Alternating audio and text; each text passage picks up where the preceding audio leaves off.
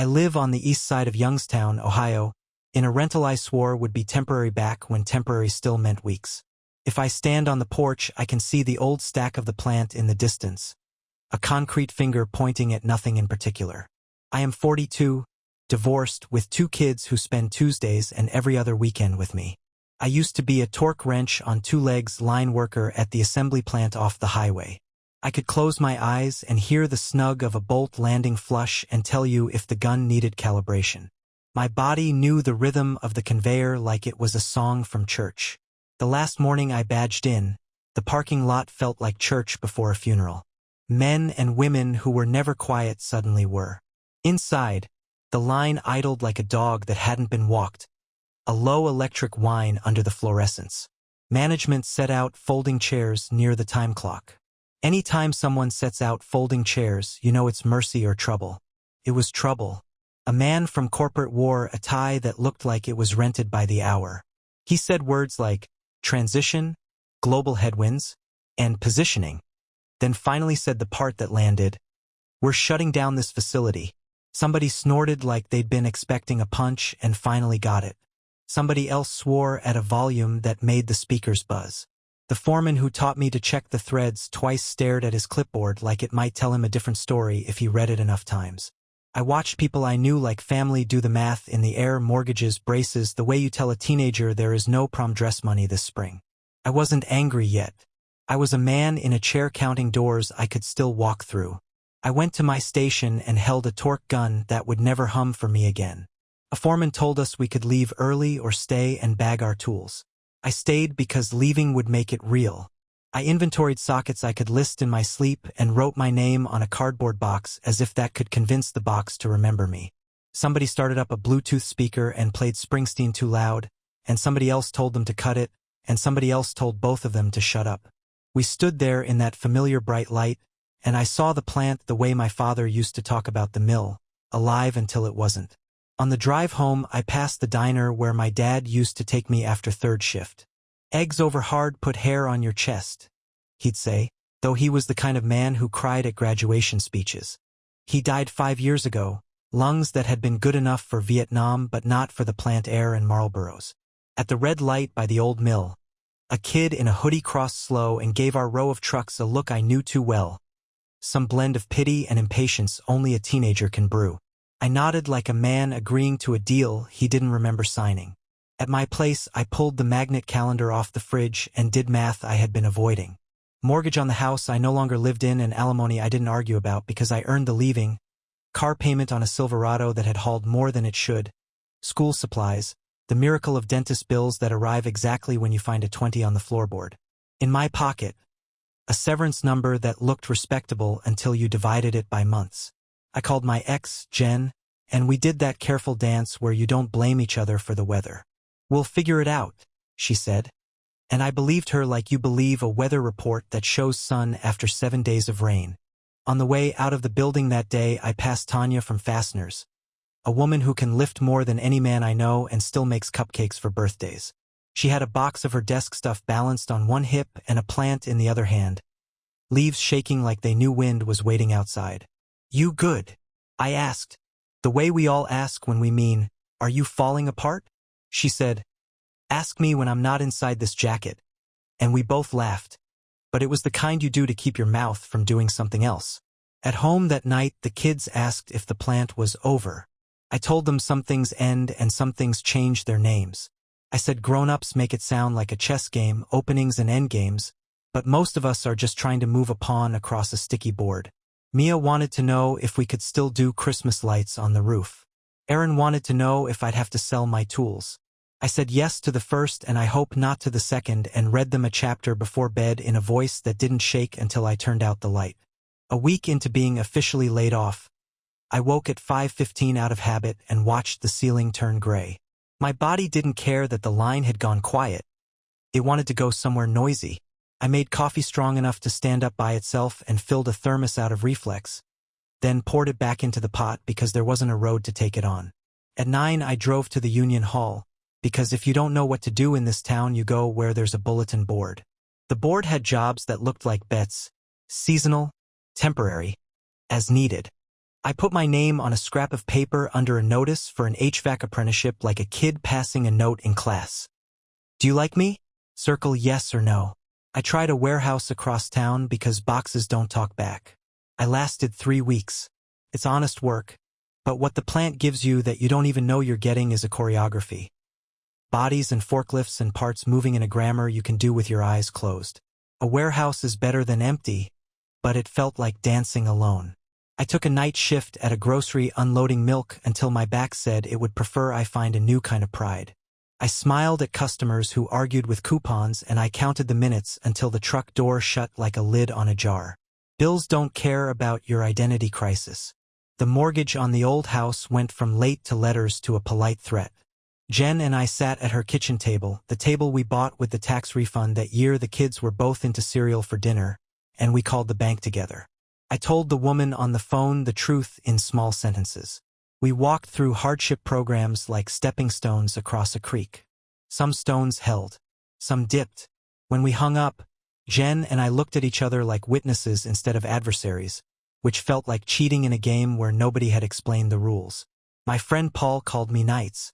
He'd taken a severance 2 years before and never found a shape to fit his days. I can't stand the quiet, he said. He laughed at it so I wouldn't hear the other thing.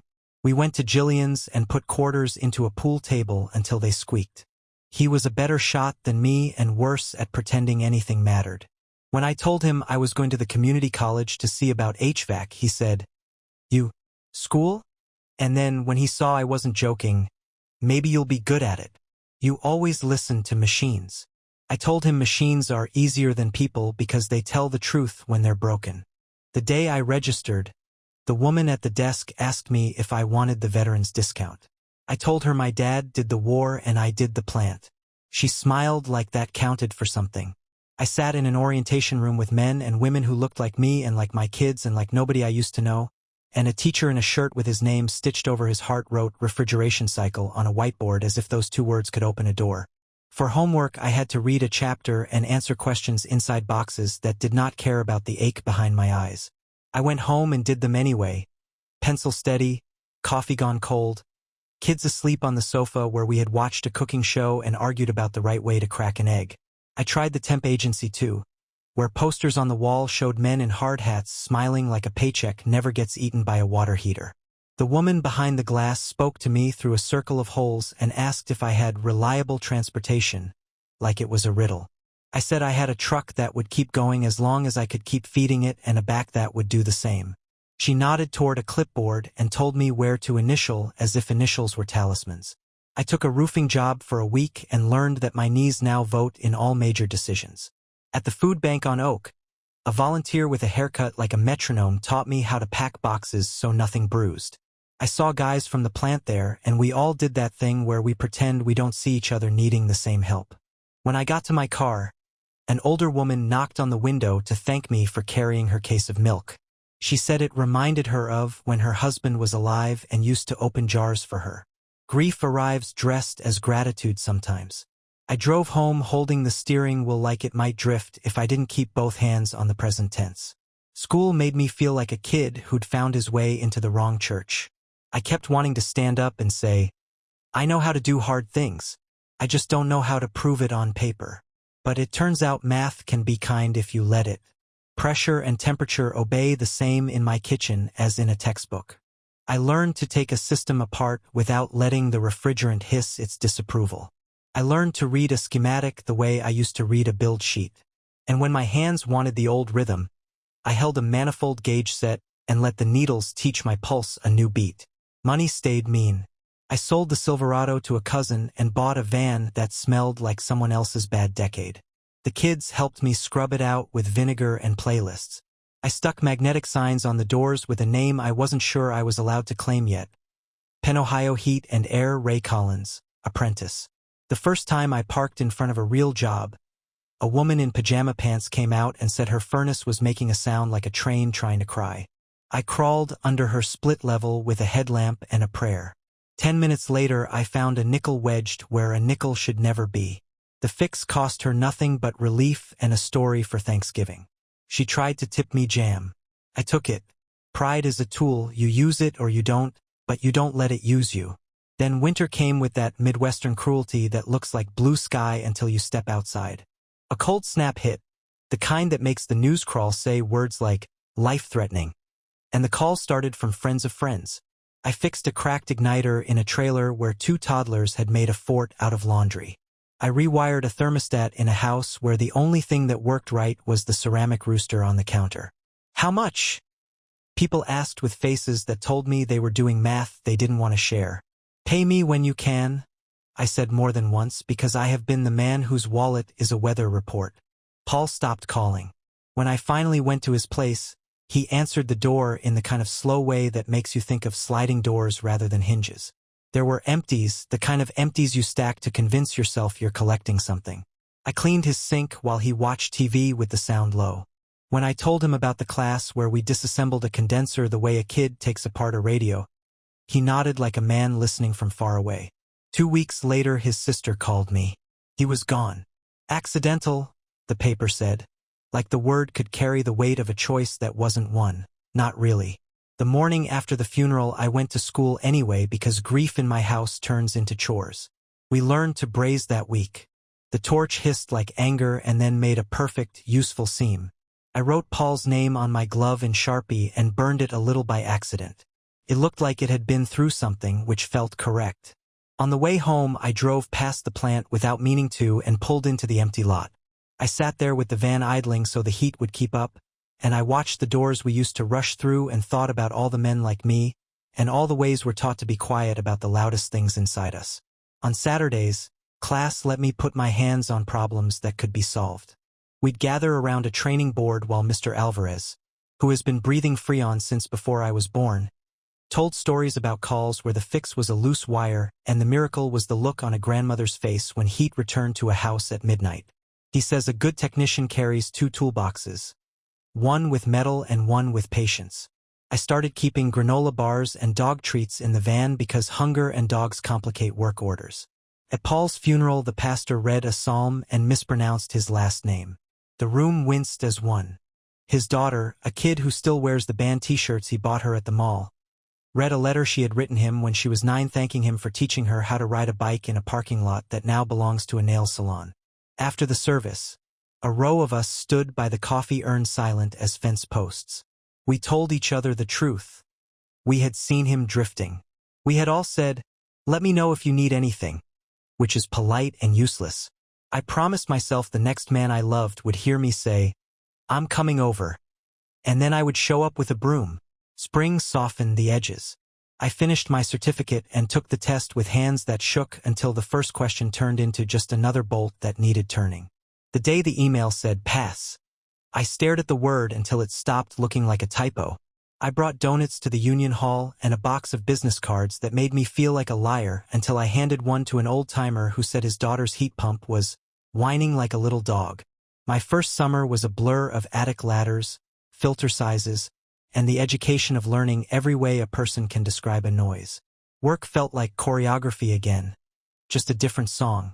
Jen started referring people to me, which is a sentence I did not anticipate writing. We still argue about small things because we are the same stubborn humans we were when we made toast for dinner and called it romance. But when her AC died on a 98-degree Saturday, I showed up with a capacitor, and when I finished, she stood in the cool and looked at me like a man she had met before and liked for reasons we both remembered and both know better than to rely on now. "Thank you," she said, and I said, "You're welcome." And the kids hooped like I had invented winter. The kids liked the van better than the Silverado, which I take as proof children know the difference between shine and purpose. My daughter, Mia, Sharpa drew a little penguin on the glove box and said it was the company mascot. My son, Aaron, learned to check air filters with the competence of a teenager who wants tips. We stopped for blizzards after jobs as if ice cream qualifies as a business expense. I show them how to carry a ladder without hitting a window because I want them to inherit useful reflexes, not just stories about a plant that used to hum. I started a tool lending shelf in the old Union Hall lobby. Crimpers, a vacuum pump, spare gauges, a label maker because grown men will use a label maker if you hand it to them. Guys I used to stand next to on the line come in to borrow something and tell me they're trying out solar or welding or a job at the hospital doing maintenance on machines that keep people alive. We lie to each other less now. We admit when we're scared. We say what we need. Nobody is pretending the plant is coming back. We are somehow coming back anyway. The second summer, a community center asked if I'd volunteer to check the units for seniors before the heat wave. I said yes and then said yes again when the coordinator warned me there were 30 addresses and only 2 days. I brought Aaron to hand me filters and to learn the kind of work you can be proud of without needing applause. In one apartment, a Korean War vet saluted me and then made me sit while he showed me a photo album of a wife who had been gone 20 years but still smiled from the plastic sleeves like the room had better light. He insisted I take a plant I will probably kill, and I promised to try not to. Sometimes a former foreman calls me for his mother or a guy from stamping texts late because the nursery is too hot and the baby only sleeps if the air hums. I like being the person whose number gets passed around with a simple "he'll show." It makes the old ache quieter. I won't pretend I'm glad the plant is gone. I'm not. But I can say out loud now that I am not only what closed. I am also what kept going after. That's not a moral. It's a map I can follow when the day gets loud in the wrong ways. Sometimes I still dream in conveyor speed. But most mornings I wake before my alarm and the quiet isn't an enemy anymore. It's the room getting out of the way of the day. I make coffee. I pack the van with parts that smell like possibility. I drive past the stack and nod at it like a man who has made peace with a landmark. On certain afternoons, the light hits the abandoned bay doors just right and they glow, and I feel that old ache. I let it be there without letting it steer. I am a man in Youngstown. I fix things that fail. I keep a glove with a burned name in the side pocket to remind me that heat can hurt and heat can help, and sometimes the difference is just where you point the flame.